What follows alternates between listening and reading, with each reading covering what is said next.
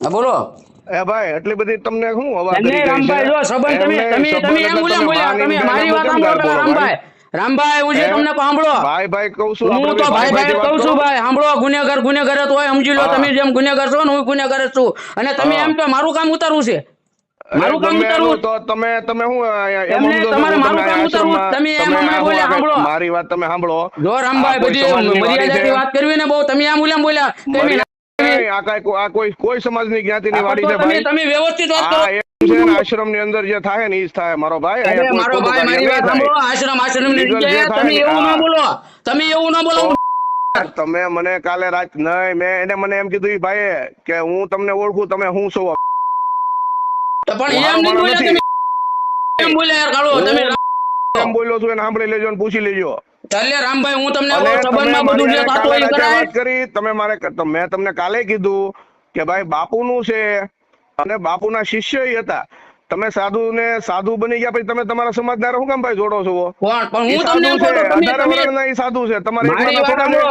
તમે ઋષિ ઓલા ભારતી તમારા સમાજના કેવો? સાધુ છે. તમારા સમાજના સાધુ, પણ તમારા સમાજના નો સાધુ છે કહેવાય અને ભાઈ. તમારના બે હારવા છે. સાંભળો તમારા સમાજના સાધુ તમે છે. હામદ બાપુ ગબરાવ વાળા છે, અત્યારે મોગલમાં એ બેઠા છે. અહીંયા 18 વર્ષ જાય છે. અહીંયા એમ કે પણ અમે ક્યાં તમને ના પાડવી જોઈએ? પણ તમે રાણાહર છે, અહીંયા તમે રજપૂતને તૈયાર કરીને સોંપી દીધું. તમે પણ કેવી અમે રીતે બધે જ અમારું છે? આવીએ છીએ રામભાઈ. મારી વાત માતાજી સાંભળો. બધી અમારી છે. માતાજી અમે કોઈ દી કીધું ભાઈ અરે અમારી છે? તમારે પણ આ કોઈ બધા માતાજી તમારા સારણના છે? છે, ખોડિયારમાં છે, મોગલમાં છે, એ તમારા સારણના છે ને અમે હા, તો માનીએ અમે છીએ. તમને કીધું કે ભાઈ અમારા છે, તમારે નહીં પૂછવાના. એમ અમે તમને કીધું કોઈને? પૂંજવાની વાત નથી આવતી. રામભાઈ પૂંજવાની રાંડું વાત રાખીને અહીંયા જગ્યાની પડ્યો વાત હતો છે. એટલે મેં જાહેર કર્યું છે. ને હવે તમે છે ને ગુનાભાઈ, મેં કાલ તમારી શરમ ભરીને મેં એક પણ વિડીયો વાયરલ નથી થવા દીધા. સાંભળી લેજો. હા પણ અને વિડીયો વાયરલ કરો હજી એમ કહો. 50 વિડીયો મારી પાસે પ્રૂફ છે તમારા બાપુના. અરે 500 કે ક્યાંય ઉભા નહીં કે નાચમાં નહીં ઉભા અરે રહી, ના કેવા ના મારી કરો. પાસે proof છે. અરે રામભાઈ સાંભળો. સમજાણું? તમે ગઢવી હો એટલે ને તમે ચાલ. તમે છે ને પર્સનલ પકડીને ધોળોમાં જે કાંઈ લીગલ થતું જો હોય ને એ એક થાય વસ્તુ છે. રામભાઈ હું અને તો મારી વાત બાપુને સાંભળો. કોઈને તમે બોલ્યા બાંધવામાં બોલ ન રસ કરો. નથી. રામભાઈ 1 મિનિટ મારી વાત સાંભળો. તમે બોલી લીધું.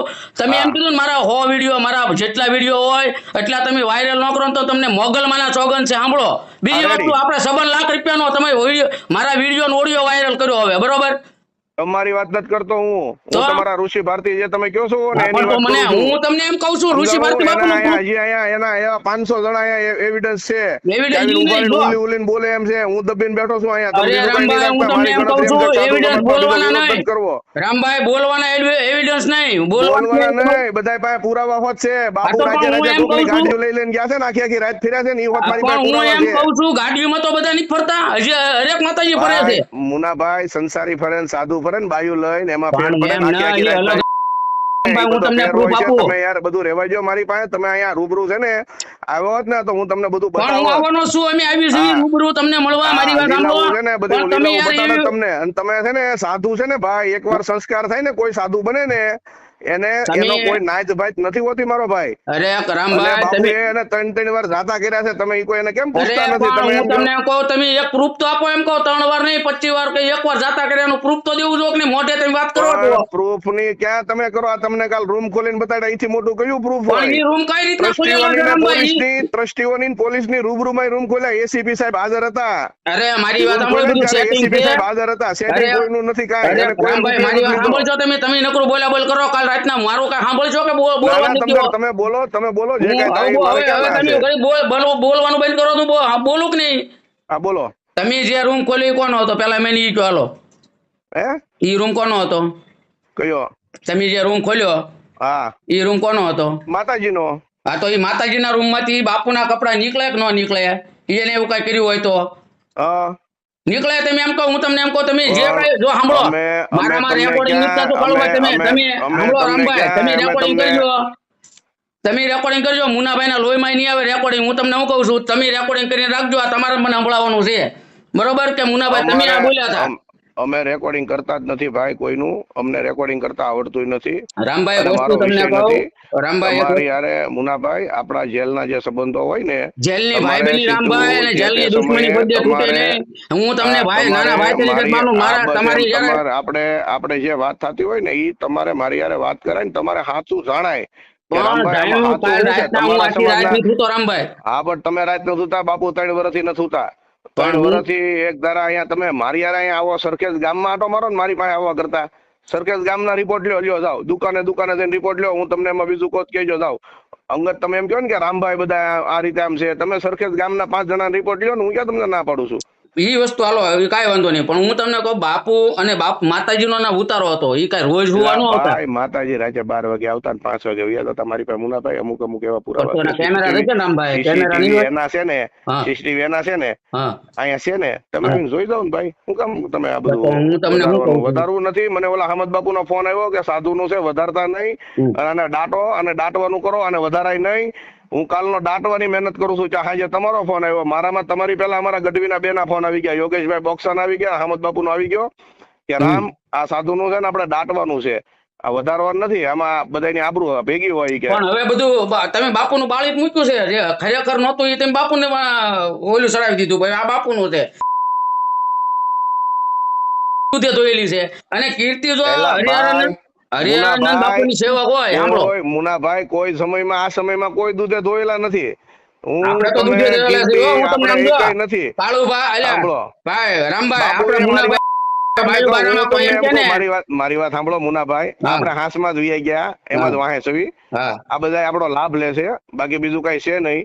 જયારે કોળી સમાજ ની વાત હતી ત્યારે બાપુએ આવીને એમ કીધું, ટિકિટ માંગી કે હું કોળી સમાજ માંથી આવું છું. ભાઈ તમે એમ કેમ ન કીધું, ભાઈ હું ભારતીય આશ્રમ ના એક સંત છું, મને તમે ટિકિટ આપો. બહુ હાચી વાત છે, ખોટી વાત છે?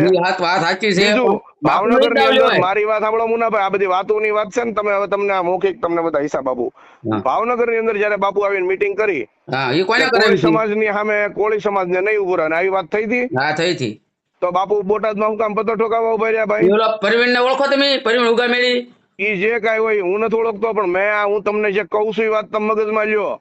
બીજું, બાપુ ને હરિહરાનંદ બાપુ એ 10 વાર કીધું કે ભાઈ તું આ બાઈને કાઢી મૂક, હોનાનો છો. બાપુ ને વધારે અતિ પ્રિય શિષ્ય હોય તો ઋષિ ભારતી છે, હરિહરાનંદ ભારતી બાપુ ને. બરાબર. સાંભળો, એની હાટુથી બાપુએ વિશ્વંભર ભારતી બાપુ ને યારે 2 વાર સામેથી બાપુ ના પાડતા તો હરિહરાનંદ ભારતી આને લઈ આવ્યા છે. તમે પૂછો તો તમે એમ કેમ બાપુની ભેર નથી તાણતા અત્યારે? અને બાપુની ઉંમર અત્યારે 60-70 વર્ષની છે. આ મોટો આશ્રમ છે, હરિહરાનંદ બાપુની ઉંમર 70 વર્ષની છે, કઈ નાના નથી, 35 વર્ષની. હવે હકીકત ભારતીય આશ્રમ બનાવનાર વ્યક્તિ જે છે અવંતિકા ભારતી બાપુ છે, એના શિષ્ય વિશ્વંભર ભારતી બાપુ છે, એના શિષ્ય હરિહરાનંદ ભારતી બાપુ છે. તો આશ્રમનું મેનેજમેન્ટ છે. તમે અહીંયા અમદાવાદ સરખેજ આશ્રમમાં આવો, એક વ્યક્તિ 2 વ્યક્તિ તમે આવો, હું તમને આખા આશ્રમમાં બતાડું, બાપુના નામનો ફોટો નથી ક્યાંય.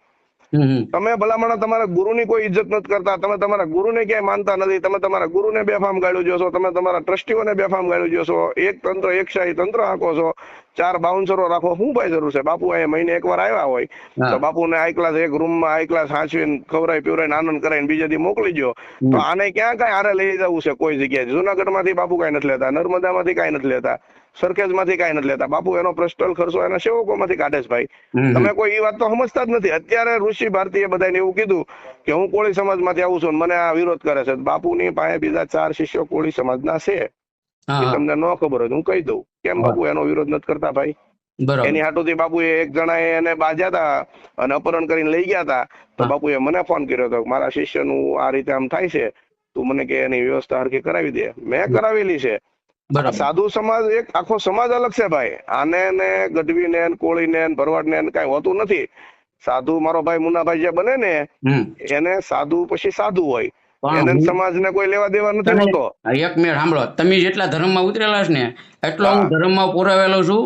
45 વર્ષથી તમારું નામ તમારા મોઢામાંથી આવા રામભાઈ ઉપર શબ્દો જ ન નીકળે. પેલા તમે યાર એમ બોલ્યા ને નાગા જોઈ તો યાર મેં કીધું આવા જેલ કાપેલા હોય નાગા હોય મેં કીધું. હા સમજાણું. આપણે બધા એક ખરખા એક વાણના ખેલાડીઓ છીએ. હું કહું અને ખાલી ને ખાલી મારા ગુરુજીને આયા માનદ સેવા, મારો અહીંયા પગાર નથી મેનેજરમાં, મારા ગુરુએ મને ચોકીદાર નું કીધું હોત ને તો હું ચોકીદાર તરીકે નોકરી કરત.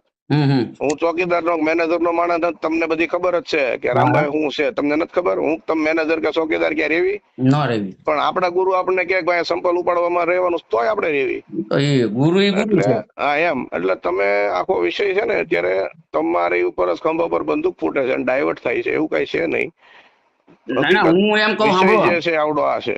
કાલે આપણે રાતે વાત થઈ તેમ કીધું મુનાભાઈ તમે રાજકારણ માણો. હવે હું તમને મારી પર્સનલી કહાની કહું, કોઈ મોઢે ન કહેવાય. તમને કહેવાય ભાઈબંધ તરીકે સાંભળો, આપણે જેલ કાપેલી છે ને ભાઈ તરીકે રેલા છે. સાંભળો, 40 વર્ષથી મારા ઘરે છે ને અખંડ જોત જગે છે. તમે ગમે શેરનાથ બાપુ મારા ઘરે પધરામણી કરેલી છે, એટલે સમજો તમે. શેરનાથ બાપુ કોઈના ઘરે જાય. હવે તમે મારી વાત સાંભળો. તમે શેરનાથ બાપુ ના સંપર્કમાં છો ને? હા. એને તમે પૂછી લ્યો, એને કે આમાં હકીકત બાપુ કોનો વાંક છે. હમણે ઘાટવડ વાળા બાપુનો જે ઇસ્યુ થયો હતો ને અહીંયા ભાવનગર. મારી વાત તમે સાંભળો. તમે શેરનાથ બાપુ ને એકને પૂછી લ્યો. બીજું મહાદેવગીરી બાપુ છે, એને પૂછી લ્યો. મહાદેવગીરી અવધૂત આશ્રમ એને પૂછી લ્યો. પછી એક આપણે ઓલા બાપુ છે, ઓલા શું નામ છે, એક ચકાચક બાપુ છે. ચકાચક બાપુ છે ને, ચકાચક બાપુ. અમૃતગીરી દરબાર નું દૂધ છે, એને તમે પૂછી લ્યો. પછી એક મહેશગીરી જુનાગઢના જે આપણે ઉપર પગલામાં બેસે છે, એને પૂછી લ્યો. મુક્તાનંદ બાપુ ને તમે પૂછી લ્યો. આ બધાને તમે પૂછી લ્યો. બીજું, તમે અમદાવાદની અંદર સરખેજમાં મુનાભાઈ આવો. સરખેજમાં હું તમને અહીંના 5 માણસો કોર્પોરેટર થી માંડી, ભરવાડ સમાજ છે, બધા સમાજ છે, હું એની યાર તમને બેહાડું. તમે એની યાર વાત કરો. તમે સીધા ઠેકડો મારો માં બાપુને આ કઈ લઈને નથી જવાનું. સમજો, બાપુની પાસે આવા 4 આશ્રમો છે ઉડાવડા. કોઈ આશ્રમ ની મિલકત તારે કોઈ લેવા દે નથી. ખાલી ને ખાલી આનો વહીવટ ખરાબ છો, અંદર કોઈને આવવાની એન્ટ્રી નહીં. આવ એટલે એકશાહી તંત્ર. એટલે બાપુને ફરિયાદ ઉપર ફરિયાદો આવવા માંડી. એના કારણે આ કામ બાપુએ વહીવટ હાથમાં લીધો. બાકી બાપુ મેનેજિંગ ટ્રસ્ટી આઈના છે, એને કોઈ લેવા દેવા જ નથી. બીજું સમજો, બરોબર સમજાણું? એટલે તમે આખો વિષય છે ને પેલા જાણી લો. નકર આમાં શું થાય, આમાં આઈનો અત્યારે આખા સરખેજ માંથી તમે ઘરે જઈને પૂછ્યા જાઓ. કોઈ એમ કે ને કે ભાઈ ના